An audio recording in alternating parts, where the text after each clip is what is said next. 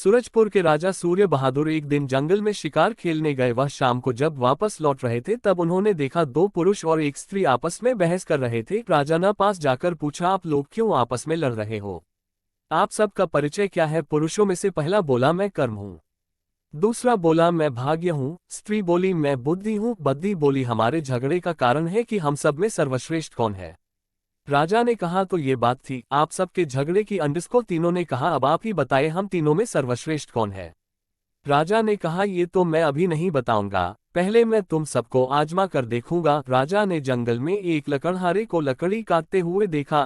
को राजा तीनों से बोला, तुम्हें इसके ऊपर अपना प्रभाव दिखाना है। तीनों ने कहा, ठीक है। राजा ने कर्म से कहा, आज से तुम अपना प्रभाव दिखाना शुरू कर दो। एक हफ्ते बाद हम इसी जगह फिर मिलेंगे। को कर्म ने लकड़हारे पर अपना प्रभाव दिखना शुरू कर दिया। लकड़हारा अपने उत्साह से लकड़ी काटता था। लकड़ी इतनी ज्यादा होती कि वह एक बार में नहीं ले जा पाता। लकड़हारा जब पहले से ज्यादा लकड़ी काटने लगा तो कर्म खुश हो गया। लकड़हारा बेचारा जब लकड़ी रखकर दूसरे बार आता तो वह लकड़ी ना पाता, क्योंकि उसकी लकड़ी दूसरा उठा ले जाता। एक सप्ताह बाद जब मिले तो राजा ने कहा, कर्म तुमने तो अपना प्रभाव दिखा दिया, लेकिन लकड़हारे की हालत पहले जैसे ही है। वह अब भी दरिद्र है। वह लकड़ी तो काटता है पर उसका सदुपयोग नहीं कर पा रहा है। कर्म कुछ नहीं बोला। राजा ने कहा, भाग्य अब आज से तुम्हारी बारी है। को हम सब एक सप्ताह बाद यहीं मिलेंगे।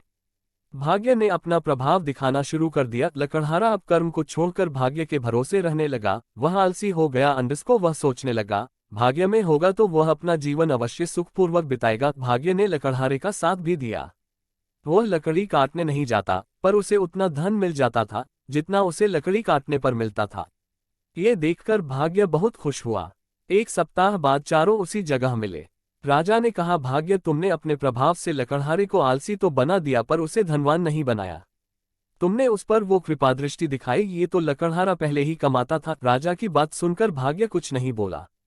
राजा ने स्त्री से कहा, यानी कि बुद्धि से आज से तुम्हारी बारी है। एक सप्ताह बाद हम यहाँ मिलेंगे। को बुद्धि ने अपना प्रभाव दिखाना शुरू कर दिया। लकड़हारा अब दुगने उत्साह से लकड़ी काटने लगा। उसने आलस छोड़ दिया था। उसने अब लकड़ी ढोने के लिए बैलगाड़ी भी लाना शुरू कर दिया था। वह सारी लकड़ी बैलगाड़ी में भरकर बाजार ले जाने लगा, जिससे वह ज्यादा धन कमाने लगा और सप्ताह भर बाद ही उसकी हालत पहले से अच्छी हो गई। एक सप्ताह बाद जंगल में चारों मिले। को उस दिन बारिश भी हो रही थी। बारिश थमने पर लकड़हारा लकड़ी काटने जंगल में आ गया। को उसे देखकर राजा ने लकड़हारे से कहा, क्यों भाई, आज बारिश में भी लकड़ी काटने आए हो तुम? लकड़हारे ने कहा, भाई, भाग्य उसी का साथ देता है जो कर्म करता है। को मैं कर्म कर रहा हूँ। को भाग्य के भरोसे नहीं हूँ, फिर मैं अपनी बुद्धि से कर्म और भाग्य को अपने वश में रखता हूँ, जिससे मैं सुखी हूँ। राजा ने मुस्कुराते हुए तीनों की ओर देखा और बोले, अब तो तुम सब समझ ही गए होंगे। तीनों ने कुछ नहीं कहा और नतमस्तक होकर चल दिए। लकड़हारा फिर लकड़ी काटने में जुट गया और राजा शिकार खेलने चल दिए।